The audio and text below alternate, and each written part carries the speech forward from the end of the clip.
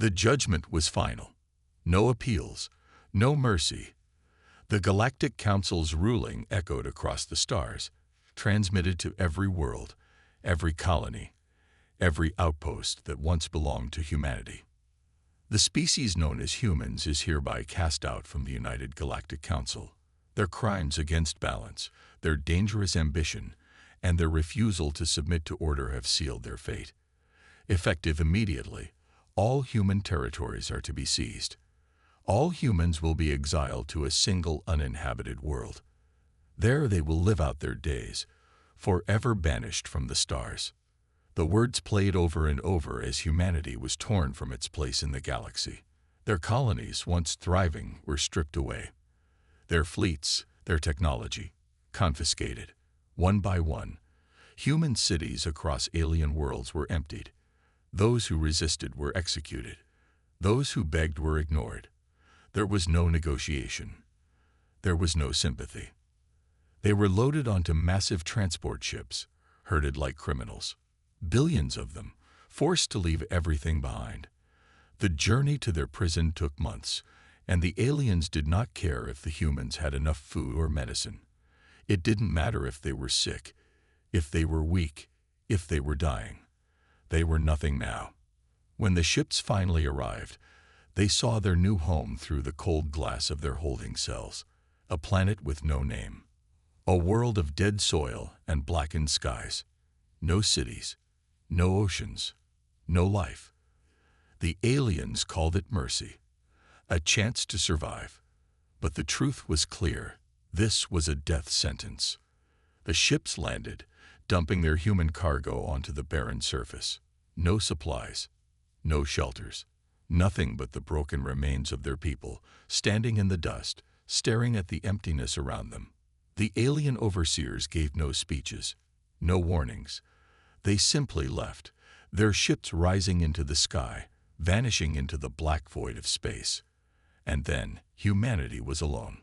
The first weeks were hell. The planet was brutal, its winds sharp like blades, cutting through skin and bone. Food was non-existent. Water was found deep underground, but it was tainted, barely drinkable. Every day, people collapsed from hunger and exhaustion. Every night, the cold stole more lives. The old, the sick, the weak. They went first. Bodies piled up, buried beneath the black dust, lost to the wind. Hope withered. Fear took its place. People whispered in the darkness that this was the end, that humanity had reached its final days. But among the suffering, something else grew, something stronger than despair. It started with a single voice, a man standing atop a broken transport crate, his voice cutting through the howling winds.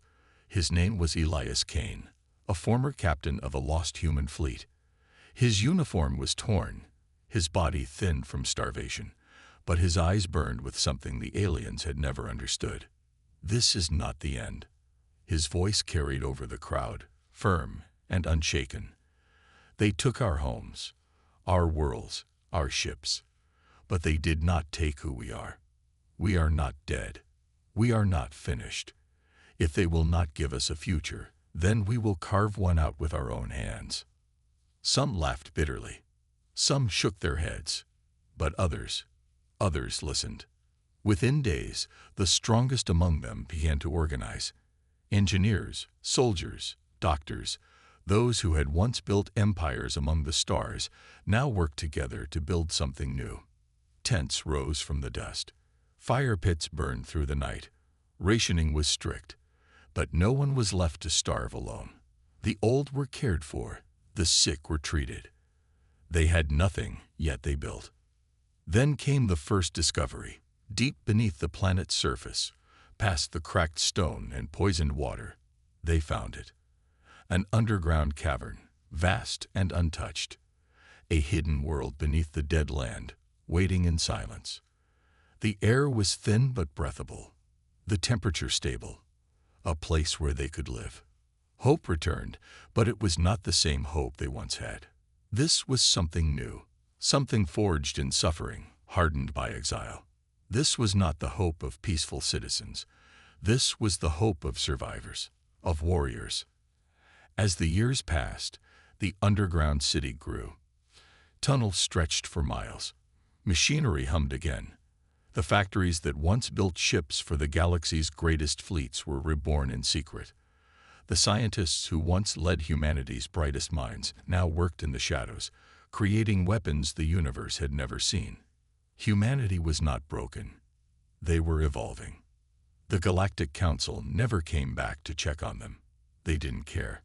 To them, humanity was gone, lost to a dead world. But one day, that silence would break. And when it did, the stars would tremble. Because humanity had not died. They had only been reborn. The dead world had become their home. What was once a barren wasteland, a cruel prison meant to erase humanity from history, had turned into something else entirely. Deep beneath the surface, hidden from the eyes of the galaxy, humanity had built something new. The underground city had no name, but it did not need one. To those who lived there, it was the last stronghold of their kind. It was where their true future was being forged. They called themselves the Forsaken. It had been years since their exile. The surface was still uninhabitable, a wasteland of dust and ruin, but beneath it, life thrived. Miles of tunnels stretched across the underground, carved by human hands, reinforced with metal salvaged from the wreckage of their ruined transport ships. Caverns once filled with nothing but silence, now echoed with the sounds of machinery, voices, and purpose. Factories roared back to life, powered by geothermal energy pulled from the planet's core. Scientists who had once worked in grand laboratories now operated in hidden research stations, creating technology that no alien had ever dreamed of. Engineers who had once built ships to travel the stars now worked on something greater, something deadlier. The aliens thought they had stripped humanity of everything, but they had failed to take the one thing that mattered most: their will to fight. Elias Kane stood on a platform overlooking the central chamber of the underground city, his eyes scanning the thousands of people working below. He had once been just another exiled soldier, left to die with the rest of his people. Now he was something more. A leader, a symbol, a reminder of what had been done to them, and of what would come next. Beside him, a woman watched in silence. Her name was Dr. Helena Vos, one of the last surviving minds behind humanity's most advanced weapons research. The Galactic Council had tried to erase her work, destroying every record of her research when they cast humanity out. But knowledge was not so easily erased. "They're ready," she said, her voice quiet but certain. Kane nodded. He had seen it in their eyes. These were not the same people who had been thrown onto this planet all those years ago. They were not the frightened survivors who had once huddled together, unsure if they would last another night. They were warriors now. And soon, the galaxy would know it. The first real test had come unexpectedly. A small alien scout ship had entered the system, its sensors sweeping across the dead planet. A routine check. No one had been expecting visitors, but they had prepared for the possibility. Kane had watched from the command room as the ship drifted closer. The aliens were just verifying what they already believed, that humanity was long gone. The ship sent a few basic scans, detected nothing of interest, and prepared to leave. But they never got the chance. Before the aliens could react, their ship was suddenly pulled downward, its engines failing without explanation. Alarms blared as their systems collapsed one by one. Then, in the silence of space, the ship was torn apart, its pieces vanishing into the darkness, swallowed by something unseen. The Forsaken had their first victory, and no one in the galaxy even knew it had happened. The technology they had developed in secret was unlike anything used before. The Council had feared humanity's intelligence, and they had been right to. The exiles had taken everything they once knew. Every weapon, every strategy, every advancement, and pushed it beyond imagination.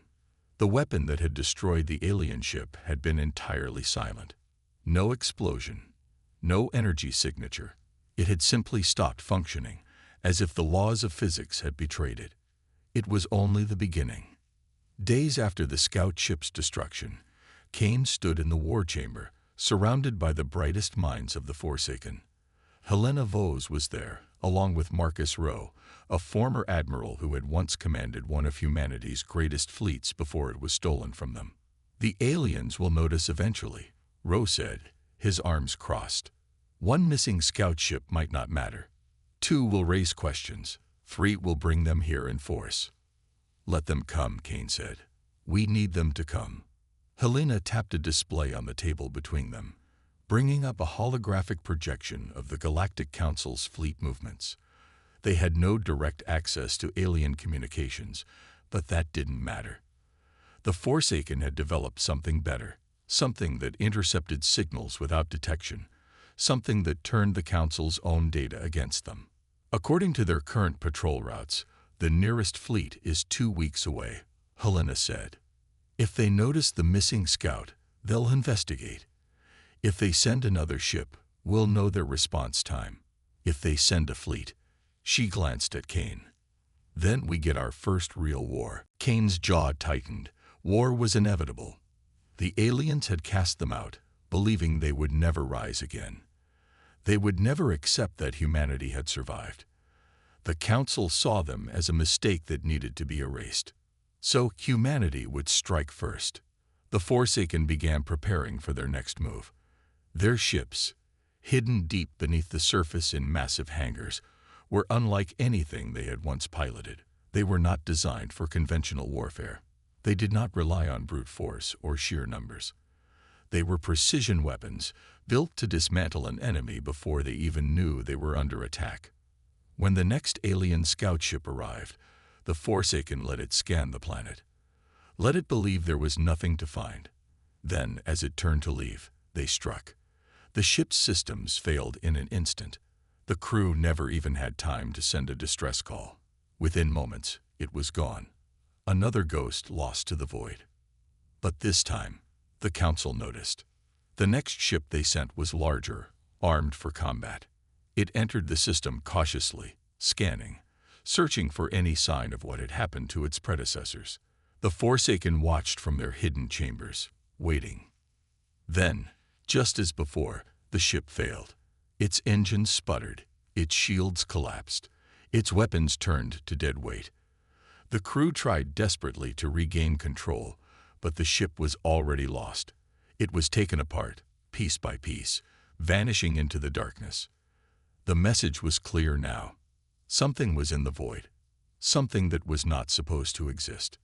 And for the first time since humanity's exile, the aliens felt fear.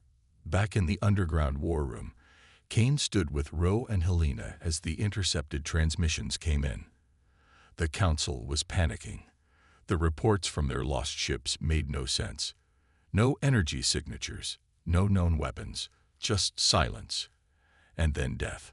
"They don't understand what's happening," Helena said, a hint of satisfaction in her voice. "They will soon," Kane replied. "And when they do, they'll send everything they have." Rowe smirked. Good. For years, humanity had been cast aside, forgotten. For years, they had been treated as nothing more than a mistake. Now, they were the shadow in the dark, the unseen force that could strike without warning. The Forsaken were no longer prisoners. They were predators, and the galaxy had no idea what was coming. The stars above were silent. The alien fleet drifted through the void, searching, scanning, hunting for answers. They had come to this system expecting nothing. Just another dead world where humanity had been left to rot. Yet, their ships had vanished. Not once, not twice, but 3 times. Now, the Galactic Council could no longer ignore it. Captain Valric of the Silari Dominion stood at the center of his command bridge, his long, insect-like fingers tapping impatiently against the armrest of his command chair. His orders were clear. Find out what had happened to the missing ships. Discover the source of the disturbances, and if humanity still lived, erase them from existence. The humans had been exiled for a reason. Their ambition had been dangerous. Their refusal to submit had been intolerable. The Council had believed them defeated, lost to a barren world. Yet now ships were disappearing without a trace. Valric would not fail. His fleet was powerful, equipped with the latest scanning technology, advanced weaponry, and elite warriors from across the galaxy. Whatever was hiding in the darkness, whoever dared to challenge the will of the Council, would be exterminated. "Commander," a voice broke through his thoughts. "We have arrived in orbit." Valric leaned forward. The planet below was exactly as the records described, lifeless, broken, a failed world unworthy of notice. Nothing should have survived down there. Yet something had. "Deploy the probes," Valric ordered. "I want every inch of this planet scanned." From the ship's underbelly, dozens of automated probes shot downward, vanishing into the atmosphere. Their signals flickered, their sensors reaching into the depths of the world. For long moments, there was only silence. Then, a whisper, a signal. Weak, almost undetectable. Something buried deep beneath the surface. Valric narrowed his eyes. "Expand the search." The probes moved faster, digging into the darkness, their scanners piercing through layers of rock and dust. And then, something answered. Not a distress signal, not a call for help. A pulse. A warning. Valric had only a second to process it before the first explosion ripped through his fleet. One of the smaller frigates, positioned at the rear, suddenly blinked off the sensors. There was no impact, no energy signature. One moment it existed. The next, it was gone. Panic spread through the fleet. Officers shouted, scrambling to analyze what had just happened. Before they could react, another ship vanished. Then another. Valric shot to his feet. Where is the attack coming from? The answer came in the form of fire. From the surface of the dead world, streaks of light erupted, cutting through the void with terrifying precision. They were not missiles. They were not laser strikes. They left no trace, only silence, and then destruction. A cruiser tried to pull away, its engines flaring, but something unseen wrapped around it like a shadow. A scream echoed through the communications channel before static consumed it entirely. For the first time in his long career, Captain Valric felt fear. This was not an ambush. This was not an uprising. This was an execution. "Emergency retreat," he roared. "All ships, pull back." The remaining vessels turned sharply, engines burning as they tried to escape. But the void had already claimed them. One by one, they fell. Some exploded into nothingness. Others were simply erased, as if they had never existed at all. Valric's ship was the last. His hand shook as he activated every defense system, every countermeasure, every last hope of survival. It did not matter. As the darkness closed in around him, a voice whispered through his ship's dying comms. "You should have left us forgotten." Then there was nothing. Deep beneath the surface, Elias Kane stood in the war room of the Forsaken stronghold, watching the alien fleet's destruction on a holographic display. The battle had lasted minutes. The enemy had never stood a chance. Helena Vos stood beside him, her expression unreadable. "They will know now," she said. "The Council won't ignore this." Kane nodded. Good. This was only the beginning. For too long, humanity had been cast out, abandoned, erased from history. Now, the galaxy would remember them, and it would learn to fear the Forsaken. The news spread like wildfire across the Galactic Council's territories. An entire fleet, gone. Not just defeated, not just damaged. Erased. No distress signals. No survivors. No wreckage to recover. Just silence. The council chamber, a vast hall filled with representatives from every major species, was in chaos. Arguments, accusations, fear, all woven together in a storm of voices. The rulers of the galaxy had grown comfortable in their power. They had believed themselves unchallengeable. But something had changed, something they had thought impossible. Humanity was still alive. Seated at the highest point of the chamber, High Chancellor Valen of the Threx Dominion listened in silence as the others bickered. His reptilian features remained still, his golden eyes unreadable. He had been among those who voted for humanity's exile. He had agreed that their kind was too dangerous, too unpredictable, too ambitious. Yet now they had done the impossible. "This is no mere rebellion," growled one of the representatives, slamming a clawed hand against the table. "Humanity should have perished. What they have done, this is beyond reason. A fleet of 20 ships does not simply vanish. They have weapons we do not understand," another said, his voice filled with unease. "Technology beyond what we believe them capable of. Technology they should not have." Silence fell over the chamber as those words echoed. It was true. Before their exile, humanity had been advanced, yes, but not this advanced. The way those ships had disappeared, the complete lack of energy signatures, the sheer precision of the attack, it was unlike anything seen before. It was unnatural. "They have been in exile for years." Valen finally spoke, his voice calm but filled with authority. "The planet we left them on was a wasteland. No resources, no means of escape, no chance of survival." He leaned forward, his gaze sweeping across the room. "And yet, not only have they survived, they have become something far worse than what we feared." A representative from the Silari Dominion, her translucent wings twitching in agitation, spoke cautiously. "We must act quickly. If humanity has truly rebuilt, if they have become this powerful, then they will not stay hidden forever." The others murmured in agreement. "What do you propose?" another asked. Valen's expression darkened. "We do what should have been done years ago." His claws flexed against the cold metal of his throne. "We exterminate them." Far beyond the Council's reach, deep beneath the surface of the Forsaken World, Elias Kane watched the intercepted transmission with cold eyes. Every word spoken in the chamber, every order given. It was all here, projected in front of him. The Council's decision had been inevitable. "They're coming," Helena Vos said beside him. There was no fear in her voice, only certainty. "They were always going to," Kane replied. He turned to Marcus Rowe, the former admiral who now commanded the Forsaken's growing fleet. "How long do we have?" Rowe studied the latest intelligence reports.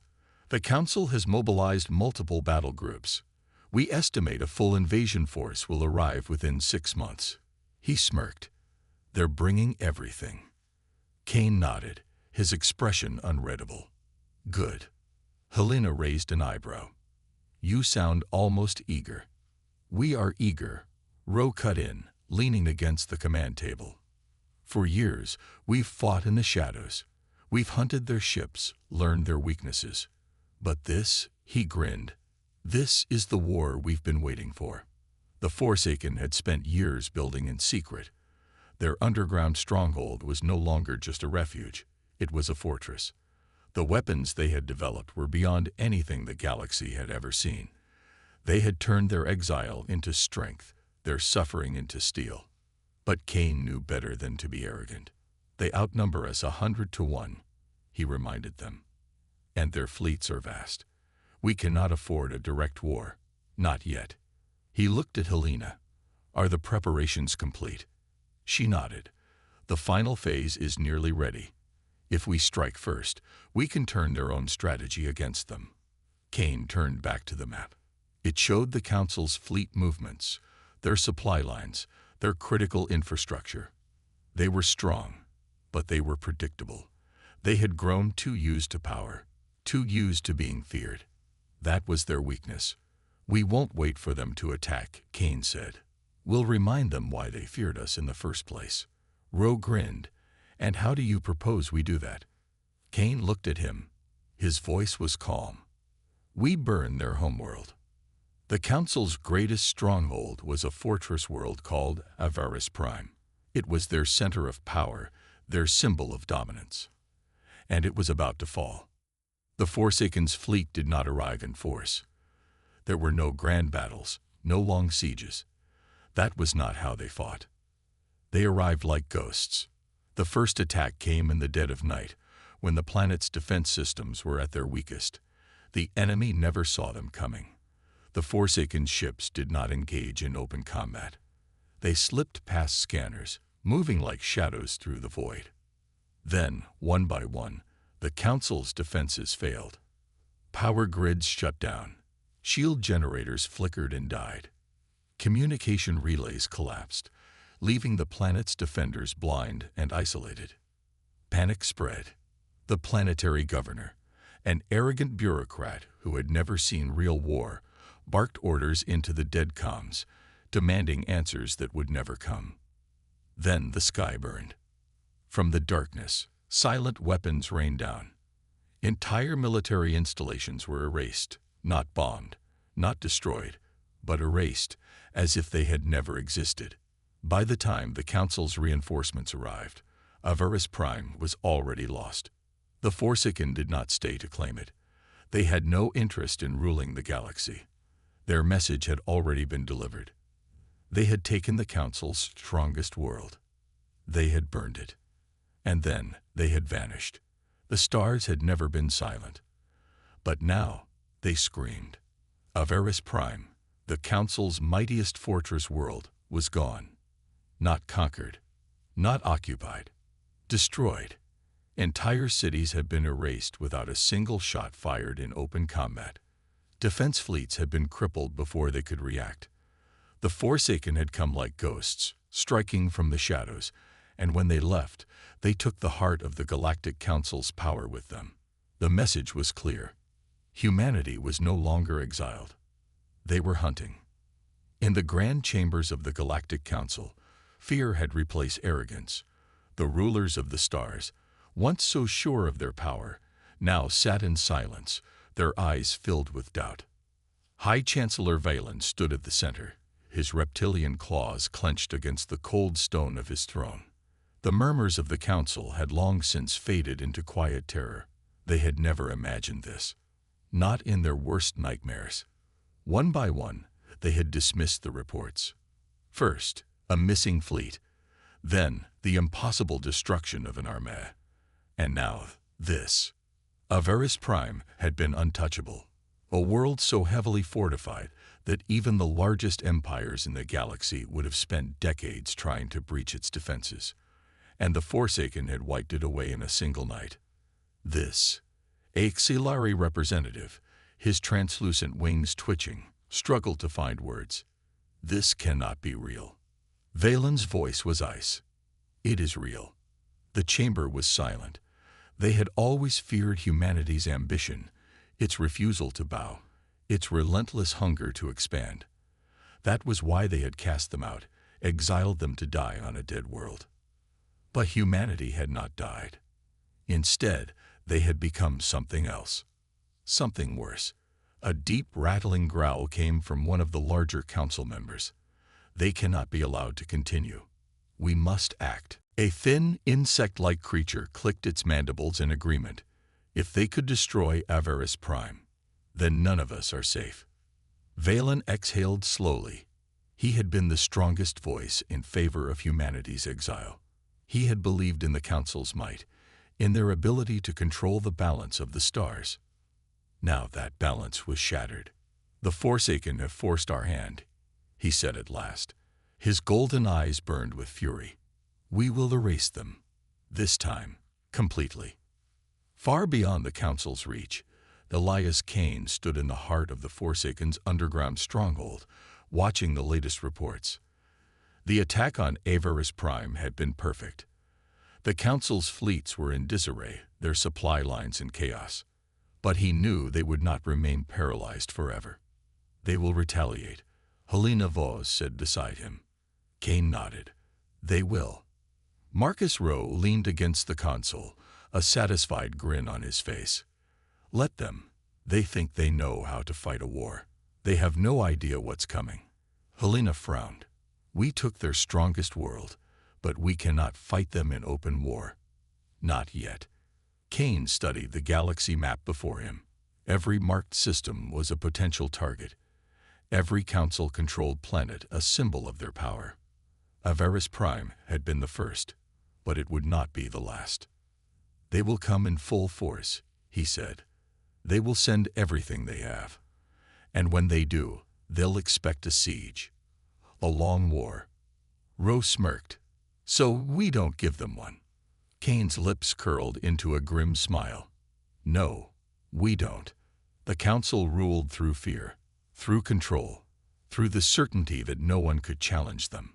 The Forsaken would rip that certainty away. Not with brute force, not with numbers, but with terror. The retaliation came faster than expected. The Council's fleet, a force of over 500 warships, arrived at the Forsaken world, their weapons primed for annihilation. Every capital ship was armed with planet-cracking ordnance, enough firepower to turn the surface to glass. The order was clear. No survivors. From orbit, Admiral Xava of the Threx Dominion watched as his ships surrounded the barren world. There is no sign of activity, one of his officers reported. No energy readings, no defenses. Xava frowned. That was wrong. The humans had erased Avarice Prime. They had executed entire fleets, and yet here, nothing. A trap. It had to be. But they had orders. Begin bombardment, Xava commanded. Massive energy lances ignited, streaking down toward the planet's surface. The first impact was devastating, sending shockwaves across the wasteland. The second, even stronger. Then came the third, and that was when everything went wrong. The ground split, not from the bombardment, but from something beneath. Xava barely had time to react before the first spike shot upward from the planet's surface. It wasn't rock. It wasn't metal. It was something else, something alien and unnatural. The next moment, the fleet's communication systems failed. Ships began vanishing. Not exploding, not burning, just disappearing. Panic erupted across the fleet. Crews scrambled to restore communications, to make sense of what was happening. Then, a voice echoed through the Admiral's ship. "You came to exterminate us." The voice was human, cold, unforgiving. But you cannot kill what you cannot find. Xava's blood turned to ice. All across the fleet, strange anomalies formed. Shadows where no light should exist, whispers where there should have been silence. Crews screamed as entire ships were consumed, vanishing into the abyss. This was not war. This was retribution. By the time the few surviving ships managed to retreat, over 2/3 of the fleet was gone.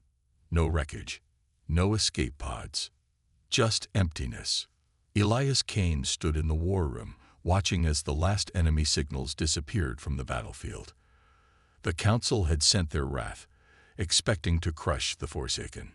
Instead, they had been broken. Helena exhaled slowly. They won't recover from this. Kane shook his head. No, but they won't stop either. The Council still had power, still had resources. They would keep coming because they had no choice. To them, humanity's survival was an insult, a challenge to their rule. And that was exactly what Kane wanted. He turned to Ro. "Prepare the next phase." Ro grinned. "Which target?" Kane's eyes darkened. Their homeworld. The end had come.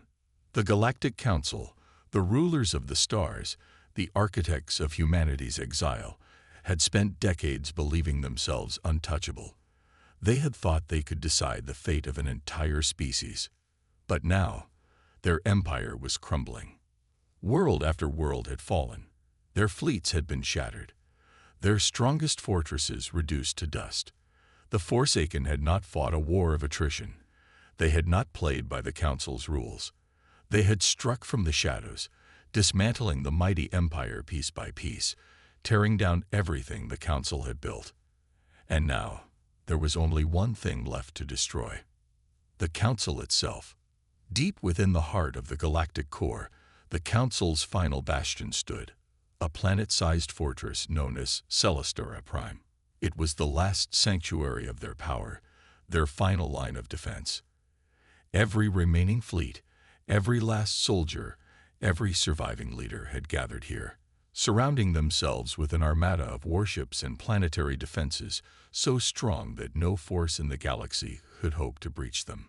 No force, except one.